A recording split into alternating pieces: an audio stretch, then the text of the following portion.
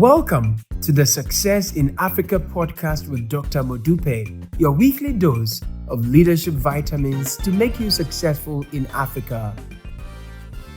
Hello, and welcome to another episode of the Success in Africa Leadership Podcast. My name is Dr. Modupe Taylor Pierce, and I am a scholar and practitioner of leadership and organizational development. Simply put, I study what makes people successful. I have been doing this for 3 decades now with a particular focus on people in Africa. And in this podcast, I share stories, lessons, and insights about people having success right here in Africa. I created this podcast because I have a vision for Africa. I have a vision of Africa becoming a middle-income continent by 2030 and a high-income continent by 2040. And for that to happen, I need you and every other African listening or watching this podcast to become successful. So, if you want to be successful in Africa, I encourage you to like and subscribe to this podcast. This episode is brought to you courtesy of BCA Online, the one-stop shop for mastering leadership. Joining BCA Online is free, and it gives you access to countless hours of knowledge, videos, and a plethora of resources on leadership that will enhance your capacity. If you have questions that you want me to answer after watching this video, just log on to BCA Online. The link is on the screen, and post your questions there. That is where I will respond to your questions. Today's episode is featuring a man whose name is, frankly, synonymous with capitalism in Africa. I call it Afri-capitalism. He is an entrepreneur, an investor, and a philanthropist who believes passionately that Africa's private sector, and especially its entrepreneurs, hold the key to unlocking our beloved continent's economic transformation. He hails from Nigeria, and his name is Tony Elumelu.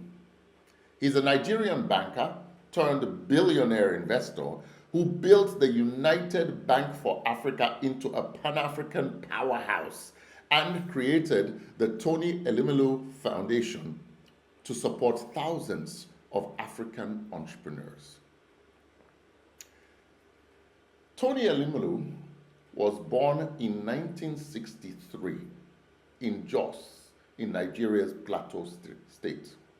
He grew up in a modest home as one of several children in a close-knit family. His father was a businessman, and his mother was a trader.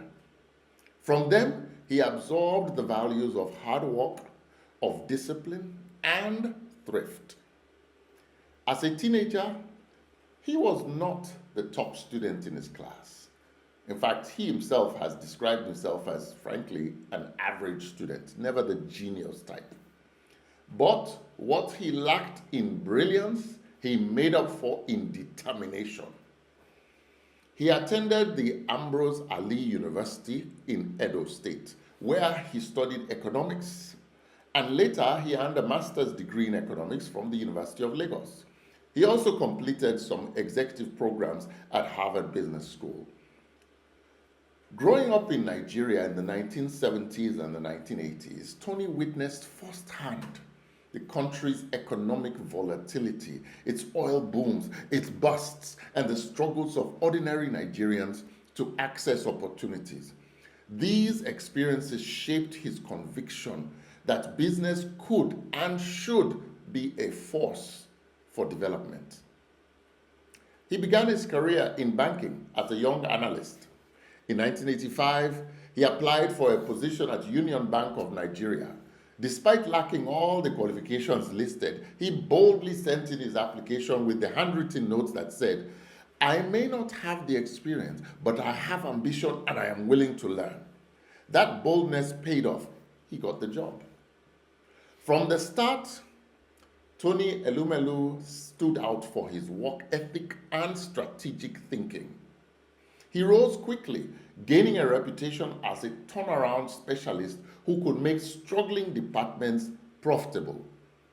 His big break came when he and a small team of young bankers acquired a struggling institution called Standard Trust Bank in 1997. At that time, Standard Trust Bank was one of the smaller players in Nigeria's crowded banking sector. Most people wrote it off, but Tony and his team believed they could revive it. They introduced aggressive marketing, focused on customer service, and implemented a culture of discipline and results. Within a few years, Standard Trust Bank became one of the fastest growing banks in Nigeria. Then came the boldest move of Tony's career. In 2005, under his leadership, Standard Trust Bank merged with United Bank for Africa, one of the country's oldest and largest banks. It was a risky move. Many people thought a young upstart like Tony could not successfully lead a legacy institution like UBA, but he proved them wrong. Over the next decade, Tony transformed UBA from a Nigerian bank into a Pan-African financial giant. UBA expanded into over 20 African countries, as well as the United States, the United Kingdom, and France. It has become a truly global bank with African roots. In 2010, Tony stepped down as the CEO of UBA, but he did not retire. Instead, he created Heirs Holdings, an investment company with interests in banking, insurance, power, oil and gas, hospitality, and healthcare. Through this company, he launched Transcorp Power, one of Nigeria's leading electricity producers, and invested heavily in energy infrastructure, believing that solving Africa's power deficit is key to its growth. Tony also coined the term, this Afri-capitalism term, the idea that the private sector in Africa must take responsibility for driving development, for creating jobs, and for improving lives while still making profits. This philosophy guides all of his ventures. In 2010 also, Tony established the foundation, the Tony Elumelu Foundation, with an initial endowment of $100 million. Its flagship initiative, called the TEF Entrepreneurship Program, provides seed capital, training, and mentorship to African entrepreneurs. Each year, thousands of entrepreneurs from across all 54 African countries apply, and hundreds receive funding and support.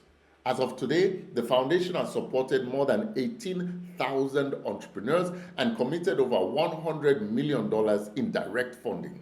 The ripple effect is enormous. Businesses have been created in agriculture, ICT, healthcare, education, employing hundreds of thousands of Africans. What an amazing legacy. As I think about the story and the journey of Tony Elumelu, there are a number of lessons to learn. Number one, boldness, courage. You see, boldness creates opportunities. When Tony applied for his first banking job without the required qualifications, he took a bold step. He went one step further. When he acquired Standard Trust Bank and merged it with UBA, he again showed that fortune favors the bold. Be courageous when you are seeking to be successful in Africa. The success lays right beyond that place where your fear is keeping you from. Lesson number two, turnarounds require discipline. You see, Tony Elumelu is known for his discipline and focus, his self-discipline. He transformed weak institutions by instilling a culture of accountability and results. Success is rarely about genius alone. It's also about consistent execution. And I can tell you this, throughout his companies, you can see evidence of organizational discipline, and that is their competitive advantage.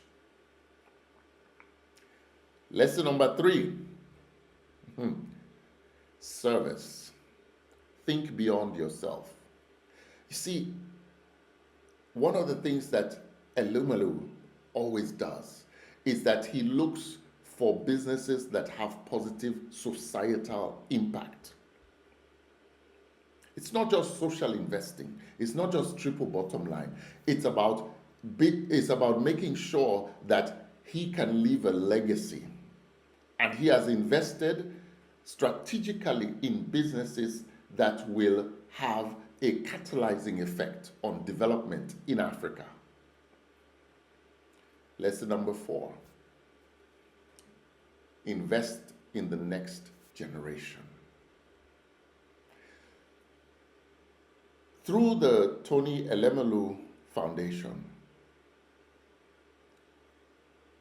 Tony has transformed the lives of many young people. It's one thing to create jobs. It's another to create job creators. And by investing in the next generation of entrepreneurs, Tony has definitely launched a whole generation of job creators, not just in Nigeria, but all over Africa. The 5th and final lesson is build regional, go global, go past your borders. As I do these studies, I must say, this is one of the lessons that keeps repeating itself. To be successful in Africa, you need to be in more than one country. It helps. Tony took UBA from being a Nigerian bank to being an African powerhouse and a global bank. He has demonstrated that African businesses can compete globally. And that is a big reason for his success. In closing, as I think about Tony Elumelu, I think about him as more than just a businessman. He's a success story in Africa. Success created through self-discipline, through courage, through service, and by thinking regionally. Through UBA, Heirs Holdings, and the foundation, he has impacted millions of lives. What his journey has shown is that, number one, you don't have to be the smartest student in the class. You have to be willing to work hard.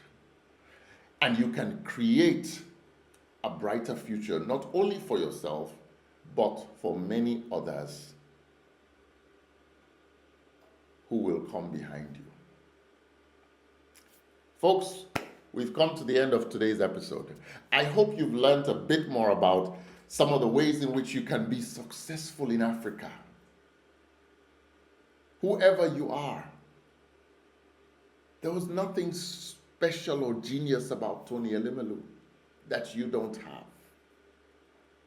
He is an ordinary student with extraordinary work ethic. And that is something you can certainly acquire. Thank you so much for listening or watching. Please remember, as you are journeying towards success in Africa, BCA Leadership stands ready to support you. We provide training, we'll provide coaching, we'll provide consulting support for you and your organization. And if you are still very much a startup and can't afford the customized services, you can certainly join BCA Online, which is a free resource, so that you can still have access to some of the materials that will help you along your journey. Because like you, we are passionate about success, and we want to transform the entire continent, just like Tony Elumelu. And I believe that we are well on our way to doing that. Remember, 2040, high-income continent. 2030, middle-income continent. Share this video, share this podcast, share this episode, please, with your friends. Please like it, because together we can transform Africa. See you next week. Tomorrow belongs to those people who prepare for it today. See you next week.